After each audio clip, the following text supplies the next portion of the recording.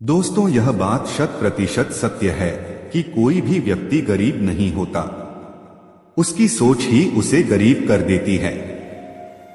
क्योंकि जो इंसान जिस प्रकार या जितनी बड़ी सोच रखता है, उसे उतनी ही बड़ी सफलता प्राप्त होती है। इंसानों की सोच में बस इतना सा ही फर्क होता है कि कोई व्यक्ति खुली आंखों से सपना देखते हैं तो कोई व्यक्ति बंद आंखों से। दोस्तों, आज इस वीडियो के माध्यम से हम उन बातों को जानेंगे जिससे आप एक ऐसी सोच विकसित करेंगे जिससे अपनी गरीबी को हमेशा के लिए समाप्त कर सकेंगे और फिर जीवन में कभी भी गरीबी नहीं देखनी पड़ेगी। तो चलिए अब आपका ज्यादा समय ना लेते हुए वीडियो को शुरू करते हैं। दोस्तों, एक समय की बात है, एक गुरु और शिष्य साथ में कहीं जा रहे थे। चलते चलते वह एक बड़े से खेत के पास पहुंचे।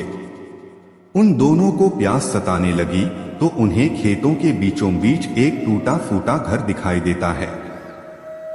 अब गुरु और शिष्य दोनों लोग उस घर के पास पहुंच जाते हैं और उस घर के दरवाजे को खटखटाते हैं। तो थोड़ी ही देर में दरवाजा खुलता है और अंदर से एक व्यक्ति निकलता है जिसके साथ में उसकी पत्नी एवं 3 बच्चे भी आते हैं, जो बहुत ही फटे पुराने कपड़े पहन रखे थे। गुरुजी उन लोगों से विनम्र आवाज में कहते हैं, क्या हमें पीने के लिए पानी मिल सकता है? वह व्यक्ति अंदर से पानी लेकर आता है जिसे गुरुजी एवं उनका शिष्य ग्रहण करते हैं। फिर अचानक गुरुजी उस व्यक्ति से कहने लगते हैं, आपका खेत तो बहुत बड़ा है परंतु इसमें कोई फसल नहीं है। फिर आप लोगों का गुजारा कैसे चलता है? गुरुजी की ऐसी बातें सुनकर वह व्यक्ति कहता है, गुरुजी हमारे पास एक भैंस है जो काफी दूध देती है। वही दूध बेचकर कुछ पैसे मिलते हैं जिससे हमारा गुजारा हो जाता है। इसी तरह बातों ही बातों में शाम हो जाती है। तो गुरु ने सोचा आज की रात्रि हम यहीं रुक जाते हैं।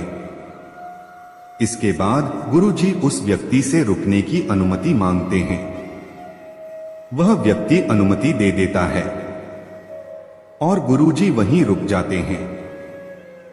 आधी रात बीत चुकी थी, तभी अचानक गुरुजी नींद से उठ जाते हैं और अपने शिष्य के कान में जाकर एकदम धीरे से आवाज देते हैं, इधर से चलो, अब हमें यहां से चलना चाहिए और इसके भैंस को भी साथ में ले जाकर जंगल में छोड़ देना है।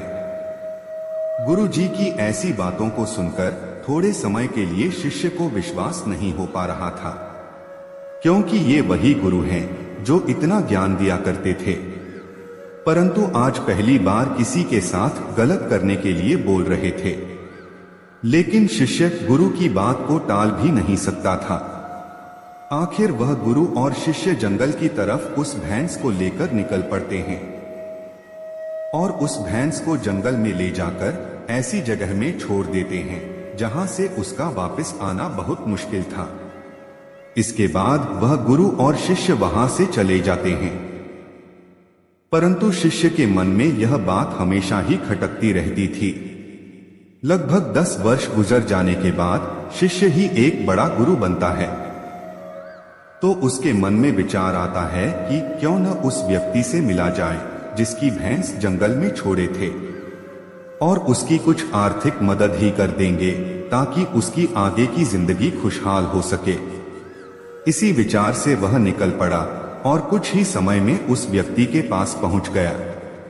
लेकिन वहां का दृश्य देखकर वह चकित हो जाते हैं, क्योंकि अब उस खेत में बहुत से वृक्ष थे जिसमें बहुत सारे फल भी लगे थे और झोपड़ी की जगह एक विशाल घर था। यह सब देखकर वो शिष्य मन में विचार करने लगा कि हो सकता है भैंस के चले जाने के कारण वह व्यक्ति सब कुछ बेचकर यहाँ से चला गया होगा। और यही सोचते हुए वापस लौटने लगते हैं, तभी उसकी नजर उस व्यक्ति पर पड़ती है। तो वहीं से उस व्यक्ति के पास जाकर कहते हैं, शायद आप हमें न पहचानते हैं, लेकिन कई वर्षों पहले मैं आपसे मिला था। तब वह व्यक्ति कहता है, मैं आपको कैसे भूल सकता है, आप तो उस दिन बिना बताए ही यहाँ से चले गए और उसी दिन हमारी भैंस भी न जाने कहाँ चली गई, जो आज तक नहीं लौटी। कुछ दिनों तक मैं बहुत परेशान रहा, कुछ समझ नहीं आ रहा था कि अब क्या करें, परंतु जीने के लिए कुछ न कुछ काम करना भी जरूरी था। इसीलिए मैंने लकड़ियों को काटकर बेचने का काम शुरू किया। जो भी पैसे मुझे मिले उसे मैंने अपने खेतों में खर्च करके फसल उगा लिया।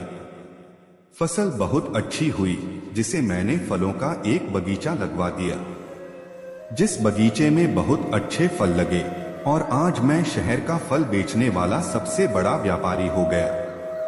लेकिन यह सब कुछ कभी न हो पाता अगर वह भैंस यहाँ से न गई होती, क्योंकि उसी बहस के कारण मैं कोई दूसरा कार्य नहीं करना चाहता था। उसके जाने के बाद मैंने कार्य का दूसरा रास्ता चुना, जिससे मैं पैसा कमा सकूं। लेकिन आज मैं अपनी जिंदगी से बहुत खुश हूं और शहर का सबसे बड़ा व्यापारी भी हूं। यही बात सुनकर शिष्य कहता है, यह कार्य तो तुम पहले भी कर सकते थे। तब वह व्यक्ति बोला, कर तो सकता था, परंतु उस समय मेरी जिंदगी बिना मेहनत किए भी चल रही थी। इसी कारण मुझे कभी इस बात का एहसास ही नहीं हुआ कि मैं भी कभी कोई दूसरा काम कर सकता है। यही कारण है कि मैंने कभी कोशिश नहीं की, लेकिन भैंस के जाने के बाद मुझे इस बात का एहसास होने लगा कि मैं कोई दूसरा कार्य भी कर सकता है।